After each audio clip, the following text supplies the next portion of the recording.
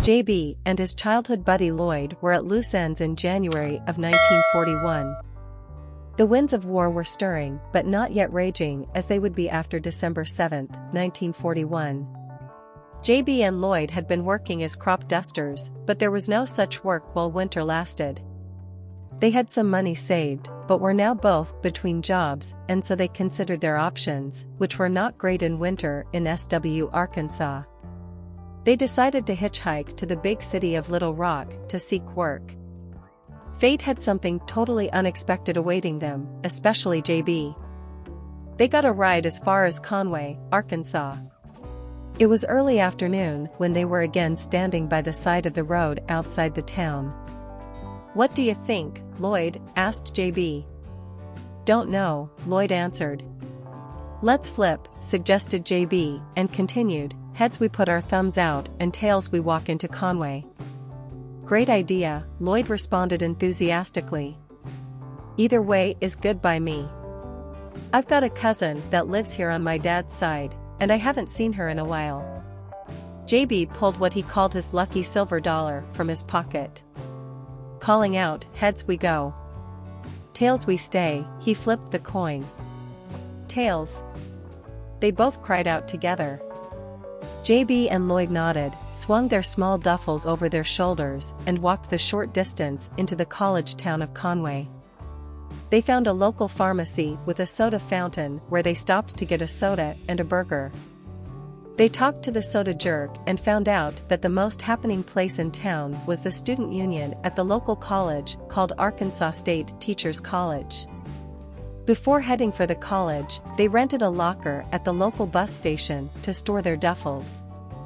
Grinning at each other with their heads full of adventurous thoughts, they headed for the college and that happening place, the student union.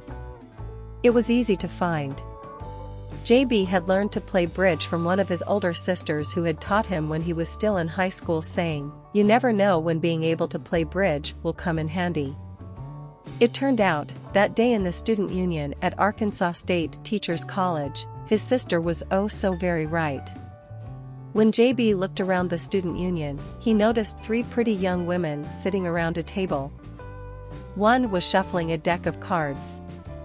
As he neared their table, he heard the one shuffling the cards say, "We need a fourth to play properly." JB wasted no time. "Hello," he greeted them. "I just heard you say you need a fourth. My name is JB. I'm thinking about enrolling here, and I play bridge.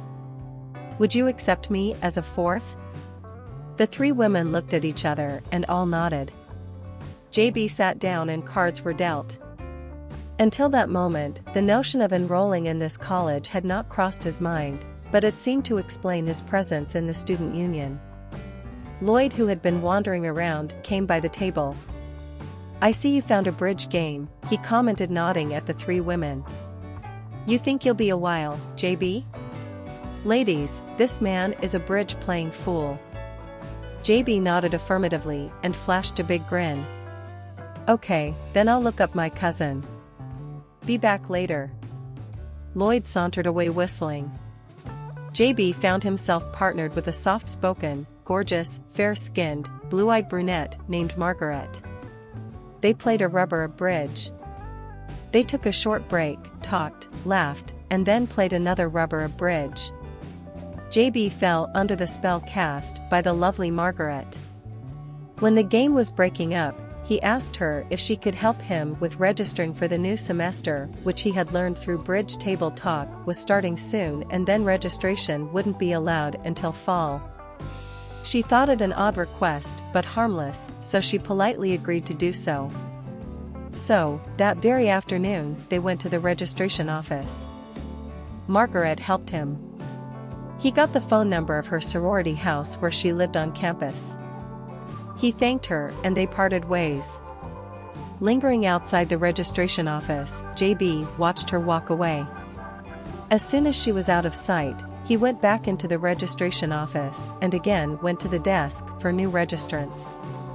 The clerk looked up with surprise because he was back so soon. JB explained he would need a job to pay the full tuition fees. He had paid the small fee for processing his application. The clerk nodded and handed him another set of papers which he filled out without any help. He was told to check the job board in the hall outside the office daily. He thanked the clerk and left. Leaving the registration office, he walked back to the student union and found Lloyd looking for him. "JB, I was about to send out a search party." "Where you been?" "I'm in love, Lloyd. I registered for this college." "You did what?" exclaimed Lloyd. "Registered. I'm not leaving here until Margaret knows me better and maybe, just maybe, is in love with me too. In the meantime, I'll be a college student," JB calmly explained. "Sure, can't argue with any of that. I wish you luck, pal, and I mean it." "Thanks. How did it go with your cousin?" "Great. Cousin Sally said we could bunk in her spare room till we're ready to move on." "Thanks, pal. That's a big help. Let's get our duffels and pick up some groceries to take to Cousin Sally to show our appreciation." JB checked the job board daily. Just in case he might have doubted his decision, on the third day the job board listed a job he knew he could do. He interviewed and got the job. He immediately reported to the registrar to tell the clerk and make a payment plan for his tuition. As they finished their business, the clerk said to him, "Young man, if you stay true to your word as you have with me, you'll go far in this world, I'm sure." "Thank you, ma'am," JB answered. JB's mother had taught him that God worked in mysterious ways, so he saw these unsolicited words as a stamp of approval from God. That night he and Lloyd talked it all over. Lloyd told him that he was going to move on and seek work in Little Rock. They would talk to Cousin Sally the next day about what was happening. "Good morning," Cousin Sally greeted them with coffee and a smile. "I heard you two talking last night. What's next for you two?" Cousin Sally never minced words. JB and Lloyd thanked her for her hospitality and told her their plans. Lloyd explained he would be moving on to seek work in Little Rock, but would stay in touch. JB told her a little about meeting Margaret and how he had registered for college here in Conway. Cousin Sally listened and offered to let JB stay on until he got another lodging for a small boarding fee that would include breakfast, because she believed breakfast was the most important meal of the day. Everything settled, JB walked with Lloyd back to the road where they had flipped the silver dollar. They promised to stay in touch through Cousin Sally. Before he stuck his thumb out, Lloyd said, "JB, I hope your dreams come true." "I hope the same for you, Lloyd." "Thanks. Hang on to that silver dollar." With those final words, Lloyd stuck his thumb out. "I will." Those words were no sooner out of JB's mouth than a car pulled up a little ahead of where they were standing. The driver waved for Lloyd, and like that, he was gone. JB hurried back to Cousin Sally's to tell her Lloyd had caught a ride. He asked to use her phone, assuring her it was a local call. Cousin Sally pointed to the phone, smiled, nodded, and left the room, leaving him some privacy to make his call. JB picked up the phone. "Number please," said the operator. He gave her the number of Margaret's sorority house. The phone rang a couple times, and Providence again intervened. Margaret answered the phone. "Hello," came the sweet sound of her voice. "Margaret, is that you?" JB thought he recognized her voice. "Yes, this is Margaret." "Who is this?" "It's me, JB, from the bridge game. Do you remember me?" "Yes, I certainly do." "You played well," she answered. "You made me laugh too. I would like to invite you out to dinner for tomorrow night, if you are free," said JB. "That would be delightful. Do you have a place in mind?" "I thought you should pick your favorite place since I'm new in town." "Fancy or casual?" she asked. "Casual please," JB answered. "I know the perfect place." "Is it within walking distance of your sorority house?" Margaret laughed softly. "JB, everything is within walking distance of my sorority house. Great, I'll come by at 7 and we'll walk there together and I'll walk you home. I don't have a car, he paused, yet. He could almost hear her smile as she said, sounds good. See you tomorrow evening at 7. I'll be ready. Thank you for accepting my invitation, JB answered politely. You're welcome, and bye for now, Margaret said. Bye, said JB, just before he heard click and she hung up. He was floating on air. The next 24 hours couldn't pass fast enough. The rest, as they say, is history. JB made friends and joined the fraternity that was closely connected with Margaret's sorority. She had introduced him around to some of the young men in that fraternity. Margaret and JB became pinned, which was a step before becoming engaged to be married. And then came December 7, 1941.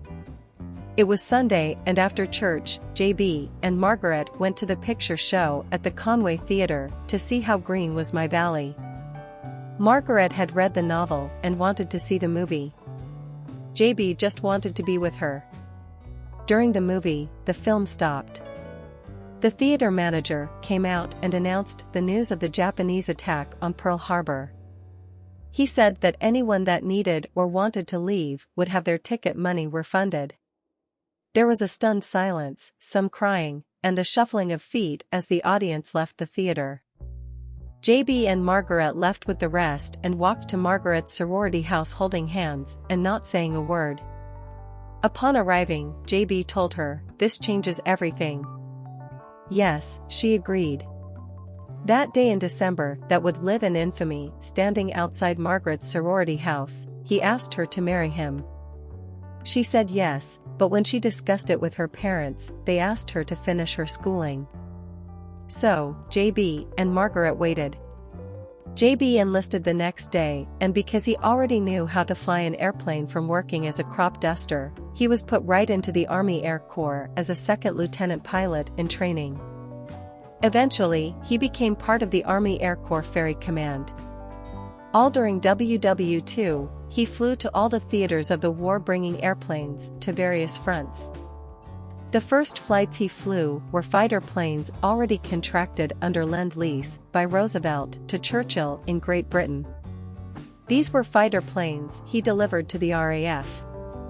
He also carried supplies and weapons to the fronts and sometimes brought wounded home to the USA. He flew wherever the Army Air Corps sent him. He hated war, but he loved flying. JB flew missions and Margaret studied. Many letters passed between them. The war intensified throughout 1942 and 1943. Neither JB nor Margaret wanted to wait another day. Young men they knew were dying. JB flew into many war zones. Then, Providence intervened again in their lives. JB was given an assignment to fly into Little Rock's Adams Field to pick up a load of weapons, ammunition, and other supplies. He would have 2 days before everything was in place, and he would fly out again. He sent a telegram to Margaret asking her to meet him in nearby Little Rock at his older sister's home. With his sister's help, he arranged a church wedding, like Margaret wanted. They wouldn't have much time, because he would have to fly out within 48 hours after arriving. Margaret was overjoyed. She telegrammed her parents.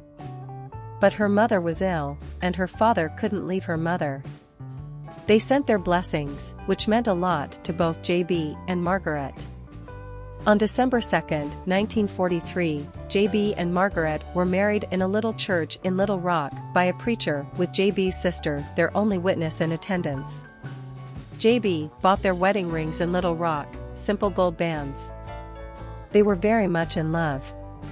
After the ceremony, ever practical, JB did 2 things.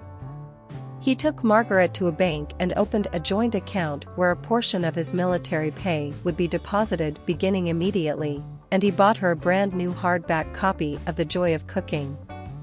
She laughed because they both knew she didn't know how to cook, since she had often lamented this lack of knowledge. She promised to study and learn how to cook. They spent one night together in a hotel in Little Rock, and then JB flew away on his assignment from the ferry command. He was a first lieutenant now. When WW2 was over, they had a proper honeymoon at the Peabody Hotel in Memphis, Tennessee, and enjoyed the march of mallard ducks that famously occurred there. On many occasions over the years, giving each other duck memorabilia became a private way of reliving the special memories of their official honeymoon. JB always said that with the flip of a silver dollar his entire life journey was altered for the best because it came up tails and he found his beloved Margaret and got to fly all over the world serving his country in war and peace. The Army Air Corps became the U.S. Air Force and he stayed in the service for 30 years, retiring as a full colonel. Margaret kept the silver dollar in a special place all her married life. They were married for 61.5 years, both dying in the summer of 2005. She went first, and like always, he just wanted to be with her and so followed after her 3 weeks later. Theirs was a truly miraculous love story.